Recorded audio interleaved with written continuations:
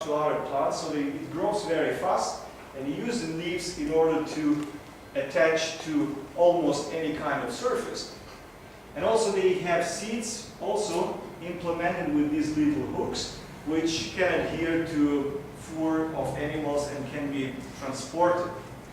But if you consider the system on the leaves, it's very interesting because the upper surface of the leaf here, the hooks are oriented in this direction, in the distal direction, outside. And on the lower surface of the leaf, they are oriented in this direction. What does it mean?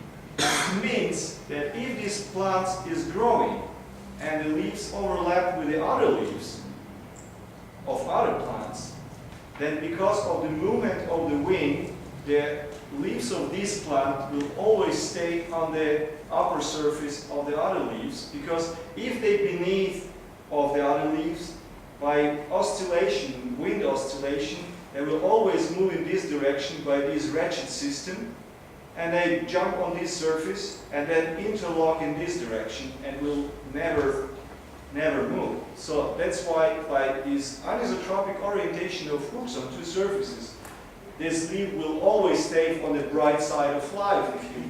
It's very important for photosynthesis, for example. Okay. The glue, we discussed a little bit about the glue, but what is glue? The concept of the glue is that you have material which is fluid in the first phase and can solidify in the next phase, but the glue should have a good adhesion to both surfaces and should have a strong cohesion. And well, it is defined as non-metallic substance which bind two surfaces together. And that's what we call adhesion failure and cohesion failure. And how to reach the strong adhesion, how to improve the contact of the glue with the surface. Well, one possibility is to maximize contact area between the glue. And if the glue is fluid, it can better flow into the crevices, into the roughness, and generate good contact. And if the glue is too viscous, it probably cannot generate such a strong contact. And the basic physical forces involved in the adhesion of the glue is mechanical interlocking, of course, van der Waals forces, and hydrogen bonds and chemical covalent bonds. How to reach strong cohesion? The one possibility is to increase the cross-linking rate, or you can create the higher number of the chains inside of the glue, or you can increase the length of the chains. So, but by doing all these three kind of things, you will, of course, increase the viscosity. So that's mean that if you increase length of the polymer chains and number of the side chains and polymerization rate, the cohesion will be increased, but viscosity will be increased, but the adhesion will be very often decreased because you will be not able to generate good contact. And what is the ideal glue is to have a low viscosity and wettability at the contact formation and a high viscosity after hardening. And well, this is important to understand later how all these mechanical systems like Gecko works, because they can solve actually these two problems. Not to be any glue, but they also can generate good contact during the contact formation and stay very stable when they already generated the contact, and they can break the contact again. So they have this kind of switchability based on the clever mechanics. Okay, how to create ideal glue? Well, you can solve something in solvent and then evaporate, or you can make emulsion in solvent and then let it to evaporate. You can melt something like wax and let it harden at low temperature. And most of these systems are reversible, by the way. And There is some chemical glues which use some polymerization agent, cross-linker and hardener, and they use some kind of chemical reaction. And these kind of glue are mostly irreversible. So physically binding glues are normally irreversible, and chemical binding glues are mostly irreversible. There is also the concept of coupling agent. So if you have some surface with very low surface energy, one can design molecules which will, well, be kind of binding link between the adhesive and an adherent. Well, we can jump it over and just consider a couple of glues from the nature. Maybe you've seen this plant many times in, at least in some textbooks. The sundew plant is a carnivore plant, and it has so-called tentacles with the glue, which is based mostly on water. It is like 94% of water and about 6%, or 4 to 6% of mucopolysaccharides. And these animals live normally in very wet conditions, and they continuously have to produce water, and they can only work with the water supply. And for example, if the fly or if the other insect approach the surface and make an initial contact, they will take, of course, part of the fluid on their body, and on these places fluids start to evaporate very quickly and will very quickly increase the viscosity. And well, at a certain point the animal will be trapped. And there is another kind of plants which have completely different solution for the same problem. They also have tentacles, they have glue, but this glue never evaporates because it is based not on the water, but mostly on a kind of resins which are dissolved in a kind of solution. But this solution doesn't evaporate but stay. Even if the plant is dry, they will still stay on the surface. I will tell you this part in a combination with some other anti-adhesive properties of the surface. But just to let you know, there is two solutions for this kind of trapping, insect trapping glue. And by the way, because it is mucopolysaccharide, proteins normally have much stronger wettability of the surfaces. So with water, most of insects, they are super hydrophobic, or at least hydrophobic, because they continuously produce some oil on the surface, or some wax. But they can be readily wetted by this kind of fluid because it contains some protein, and protein is not only sticky, but it also works as a kind of surfactant. If you take, for example, egg white, which is typical protein, well known, it is a kind of surfactant. If you put it in water, you will actually destroy the superhydrophobicity of even hierarchical surfaces. So this is the trick which, for example, plants use in order to beat superhydrophobic surfaces. Yes, I didn't quite understand the wastewater without water supply in this case. Its purpose is trap insects. Yes, and they can digest insects, but But insects secrete oil, right? Insects. Right. So what's the role of water in this case? The water is important just to keep this fluid to keep low viscosity. It should be fluid. It should cover readily in the initial phase. Okay. But as soon as a part of the animal is covered, and as soon as this droplet or part of the droplet loses contact with the plant, lose the connection to the water supply, the fluids start to evaporate and increase viscosity. So there's a supply channel of water in the plants. Yes. As long as these droplets stay on the plant, it has continuous water supply. As soon as the droplet is disconnected from the main droplet or from the plant, it starts to evaporate. Well, actually this evaporates continuously. And that's why this plant can live only in the very humid conditions, because otherwise they need continuously water supply. That's the trick. The other plant I will show you later on lives in a very dry area, so but it doesn't rely on water. Okay. Well, permanent adhesion on the water, just a few slides for your information. Well, this is the typical representative. The barnacles is probably, or oysters, probably the most well-known animals. And here you see kind of comparative studies. Tenacity is actually adhesive strength. This is the adhesion per unit contact area. And you see that some animals are very strong, but especially very strong adhesion is found in animals with really permanent adhesion, like barnacles. They're really good, or some holoturians.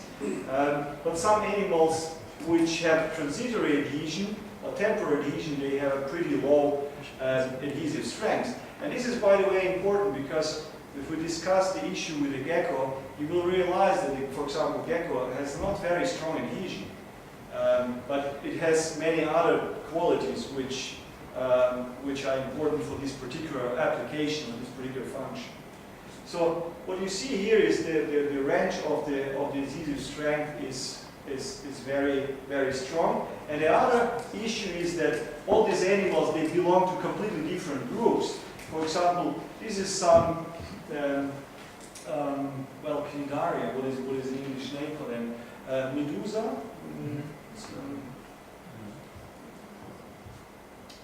Well, jellyfish. Jellyfish, right. Mollusks. Then here we have some crustaceans, and here we have some sea stars and sea urchins. So these animals, they have nothing to do with each other, but they develop some specific kind of glues to adhere underwater. Can you define transitory and permanent versus? Well, transitory adhesion means that animal can adhere, and while they adhere, they can continue movement. Oh. And temporary means they adhere, they can then completely debond, and then again bond. And permanent means they bond once alive and cannot change the class. But this glue in these animals is produced by so-called dual glands. Dual glands means they generate two different substances. They could be very different in different animals, which can be chemically bonded by using another kind of substances. So that's why they need not one sort of glands, but they have normally two sorts of glands. But most of them, they have even three sorts of glands. And a third kind of glands is important to debond, for the bonding. But what is general principle of all these kind of systems, like some worms, some crustaceans, mollusks, and again mollusks? What do they have in common? They have some system for adhesion, which, for example, in this case, this is the kind of wisted gland. They generate some substance which, in combination with some basic protein, solidified underwater. Then they have some system in order to hold the tension, because especially in the aquatic environment, the impact of the wave could be high, so this glue should have also strong adhesion to the animal, and the force, the impact, should be transmitted through this glue to the animal and should not rip off the part of the animal. So that's why there is special cells called, in this case, anchor cells. They have a special mechanical structure and mechanical properties in order not to separate with the glue. And for release, there are so-called releasing glands. In this case, even with unknown secretion, they generate some secretion in the contact area, and they bond this adhesion site from the substrate.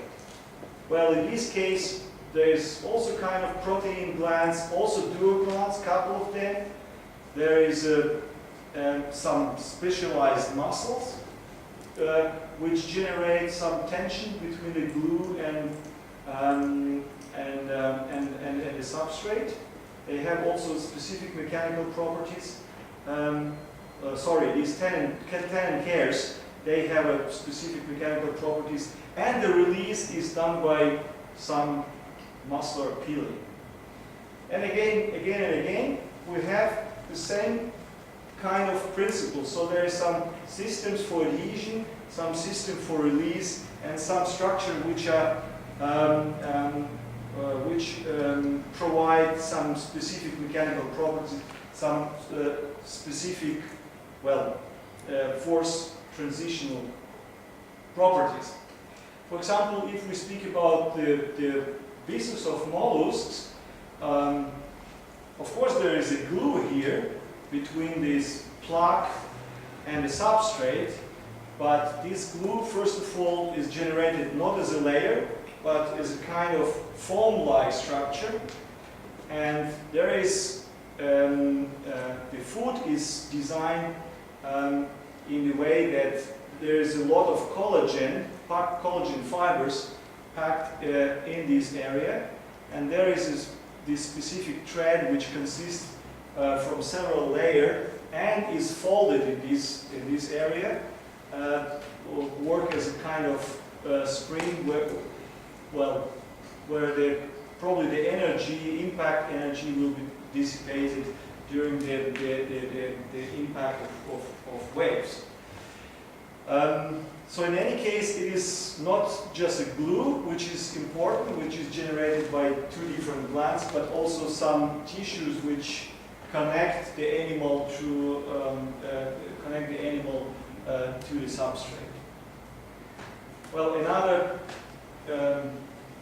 sort of temporary adhesion system, and this is probably most well-studied one. This is temporary adhesion in starfish. They have these so-called podia with a little disc on the surface, and of course they also generate some kind of glue. But they're also interesting from a mechanical point of view, because this terminal part designed as a kind of threads, and the threads are oriented more or less perpendicular to the surface, and you can imagine that this kind of material is very soft in compression. So if this animal build a contact with a substrate, which is normally very rough, it is very easy to feel the crevices on the surface.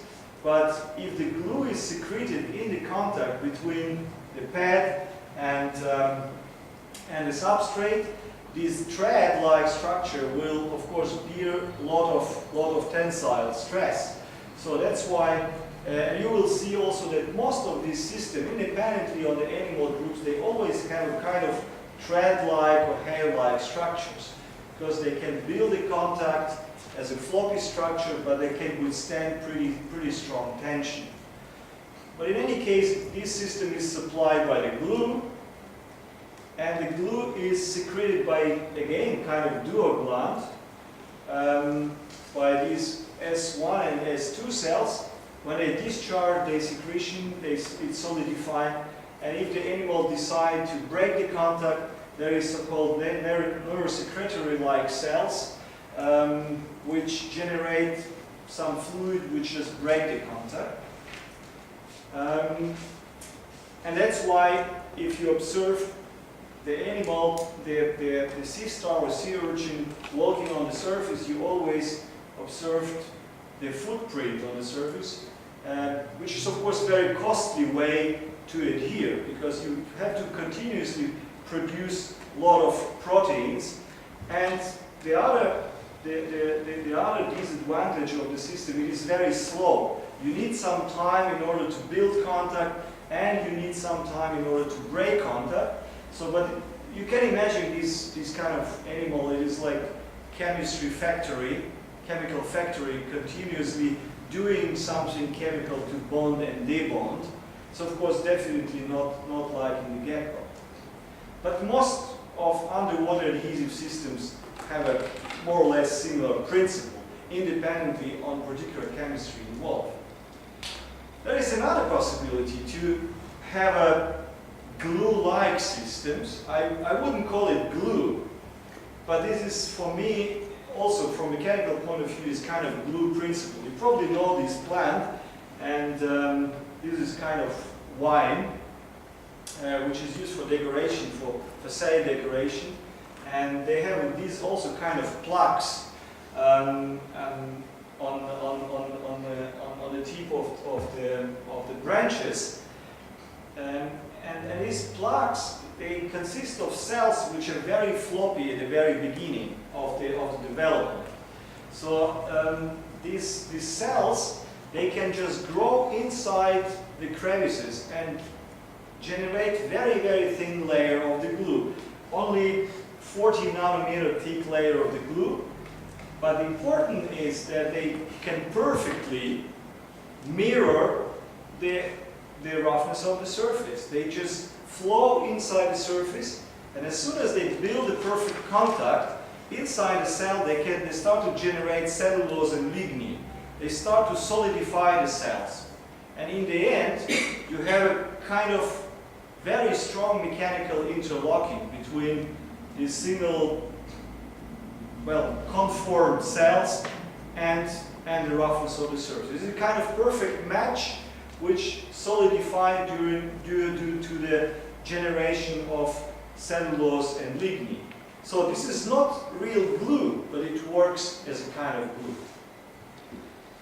Okay, now we speak about a little bit about, again, mechanical interlocking, but on a completely different level, structural level. You probably know these animals. They can fly very fast, and during the flight they use this huge head as a kind of gravity organ. And most fast-flying insects, they have some specialized gravity organ, which is not a head. For example, flies, they use the second part of the wing, which are transformed in so-called halteres. It is a kind of tiny little thread with a huge mass, and this little thread contains some sensory, mechanosensory organs. And as soon as the fly rotates, this mass will be deflected due to inertia, and the fly gets some information about, for example, speed of the fly or curvature of rotation. So they get some mechanical information about the fly. It's kind of gyroscope system, if you want. These animals, they can do that, but they don't have any kind of specialized gravity organ. The entire head is this big mass, which is connected only in one point with the thorax, with the rest of the body. And in fly, it can be also deflected. And if you look carefully on the rear side of the head, it is covered by a lot of hairs, and also this part is covered by a lot of the hairs. And all these hairs, they have a mechanosensory function. So as soon as these hairs contact the corresponding field, the animal knows exactly about position of the head. And if the head is deflected in the flight, during the rotation, to the turning on the curve, they can get information about some flight properties and about the position in space. Well, but you can imagine that these animals with this huge head and such a little connection to the rest of the body, they have a very low mechanical stability. So the head can be just disconnected, especially during pairing process, and especially it is dangerous for the females. And there are some works which describe males flying with a written off female head. So that's why the mechanical stability in this joint is very important. And the solution is the kind of micro-Velcro mechanism in two additional points on the head, which if the system is activated, there is a stable mechanical geometry in the shape of 3 angle, which will prevent the head of rotation and torque. Okay, this system consists of so-called neck sclerites, which are mobile, and depending on their position, they can be switched on, as in this position. They can interlock using these little structures with the corresponding fields on the head, and they can also debond if they deactivated. In this case, they located more or less parallel to the longitudinal axis of the body, and then the head is free and working as a kind of gravity organ or gyroscope. This is neck part of the head. These structures are in the range of, well, maybe 20 to 30 micron. And this is the corresponding part on the head. This is the neck, and this is the head. And you can easily imagine that this system can be easily interlocked and hold stable for a while. But the dragonflies, this is one of the earliest group of flying insects. So that's why they have a very long evolution, probably the longest evolution among the most insects. And different families, they develop very different kind of couples of the fields. What you know from the technology is probably the Velcro, kind of hooks and loops, and probably that's it. But in this case, you see very different complementary field. For example, in a group of dragonflies with especially big head and big body mass, this is the head part, this is the neck part, on the same magnification. So you see that the density of these hairs are much stronger, and these hairs, they have even some ridges on the surface. But they are symmetrical. There is no asymmetry in the system because the head is much more rounded compared, for example, to these animals, which have a very strongly elongated head. And that's why the torque in one direction is much stronger than in another direction. So this is probably the reason why the couple of the field is so different. These animals, they are famous because they don't fly for a long time as the two other ones. They just sit a long time on the surface, and then as soon as they see the mate or potential prey, they start to fly and then sit again. So they start many thousand times per day, start flying and sitting. So that's why the system has to be continuously activated and deactivated. It's maybe the reason that they have this kind of floppy or spatula-like system, which in combination with these can be easily locked and interlocked and bonded and debonded. Well, there is another field. We don't know why this particular group had this specific kind of fields. So all these fields, they have specific directionality. On the neck, they oriented in opposite direction and on the head, probably to increase interlocking not only in this direction, but also in this direction of the torque.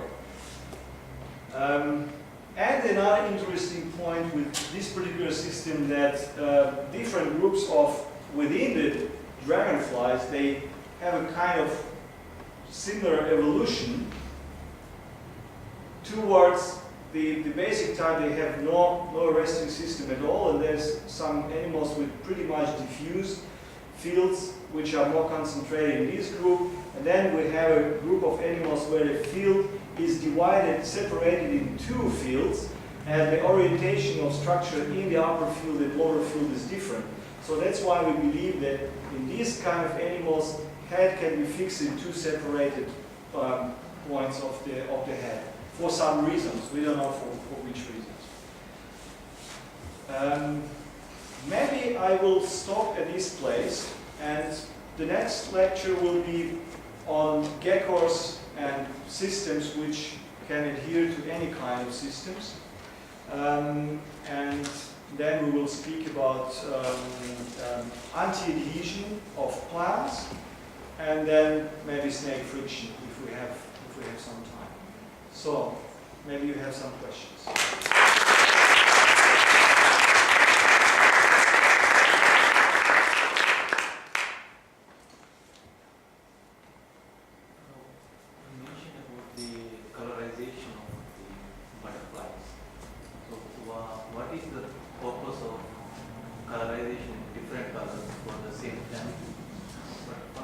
Well, the most important for these very bright colors, well, there is of course some camouflage issue, but for the camouflage they don't need these bright colors. They normally have a kind of brown coloration or some combination between brown and reddish. And for this purpose they use normally different pigments. But this bright physical coloration is normally used for mate recognition. Well, most of these animals, they are strongly territorial, especially males. They have a very bright coloration. They keep their territory, and this is just kind of signal for the rivals, for other males. It's my territory, and at the same time, it is signal to the females. Well, that my territory is the biggest one, the best one, and so on. So I think this is part of the communication system.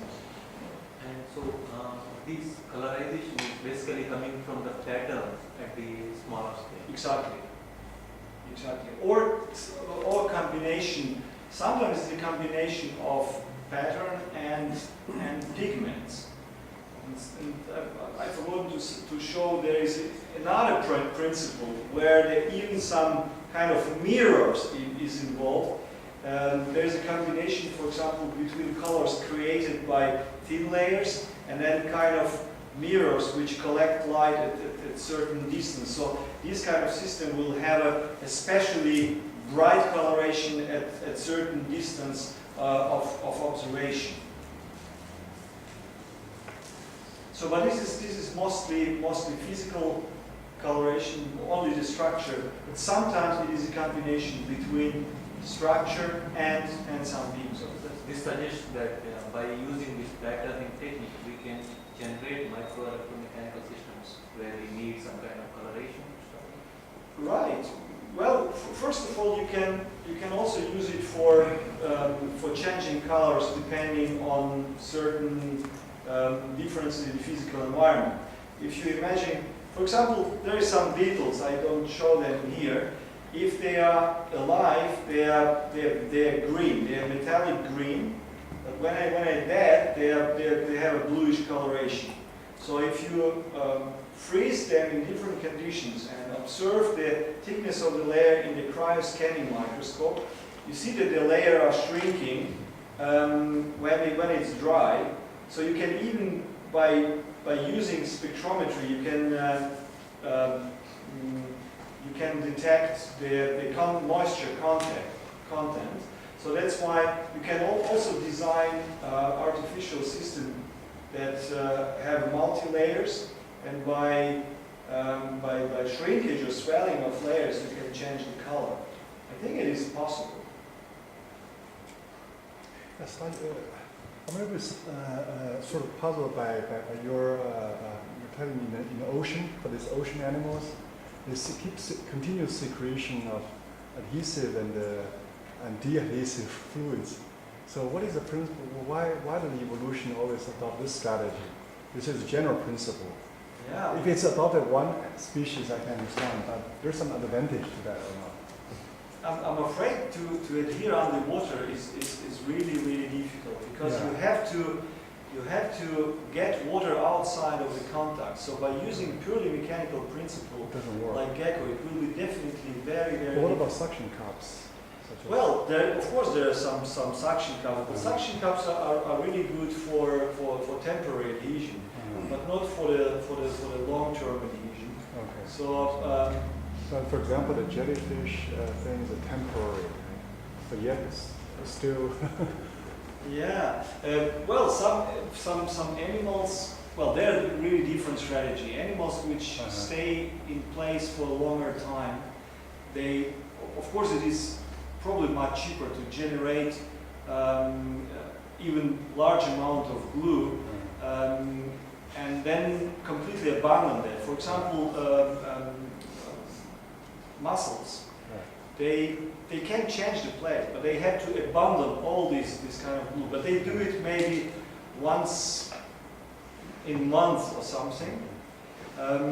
But the sea star is continuously moving and chasing for the prey. So it depends on the life strategy. But in all cases, it is very seldom just a purely physical principle like a suction cup. Suction cup is another principle which is as a temporary adhesion work underwater.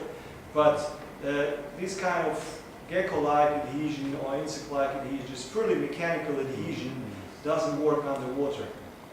So this is probably the reason.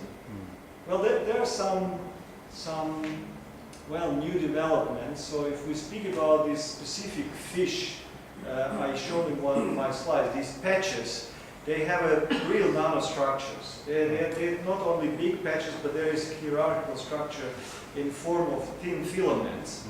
And we believe that this kind of nanostructure combined with water may create some high viscosity system.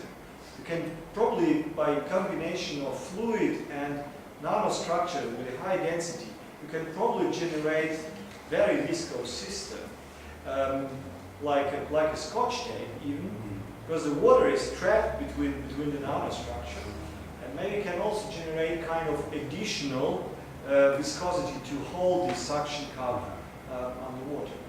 But it's kind of ongoing research right now. We try to mimic it, for example, with polymer fibers. About the mimicking, I will discuss in the next lecture. We'll show a couple of biomimetic systems where we can play with combination of different principles. For example, if we have some mimics, we can combine it with fluid or without fluid. Because it is very hard to work with real biological system, because you always have the system in the entire complexity.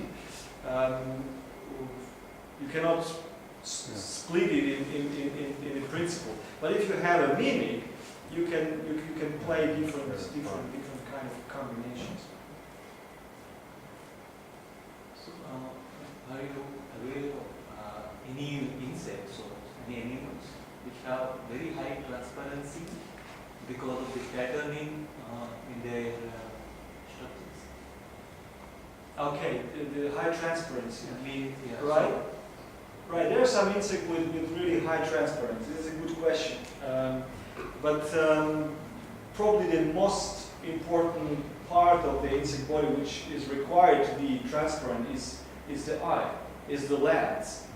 And the lens of this insect is based on the protein called resilin. Resilin is actually elastic protein which we find in very different, even adhesive systems. And it's a kind of rubber-like protein, but if it's pure, if it's not combined with the fibers, it is extremely transparent. It is almost crystalline transparent.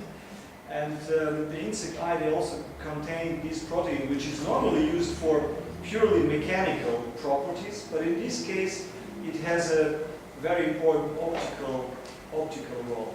And it is transparent and mechanically resilient only in a hydrated condition, I must admit. It's kind of hydrogel, very, very strongly transparent hydrogel. That means invisible light, sometimes if the transparency is very high, we may not be able to see, feel it. No, of course we will always see the eyes, because there is a so-called tapetum. This is a kind of layer of the cells which are strongly colored. So it is only transparent. The lens is transparent, but the rest of the eye is of course not transparent. But for example, some wings, they are pretty much transparent and actually less visible to the predators. That's right. But some wings, they are very much they're very transparent, but they generate a lot of reflection because they are very smooth. That's why some animals, they have some specialized coating, also at a scale of 150 to 200 nanometers of very strongly ordered wax crystals, not like these whitish waxes, which actually scatter light, but those waxes, they are highly ordered on the surface, and they still generate very transparent surface, but absolutely non-reflecting for the predators. More questions?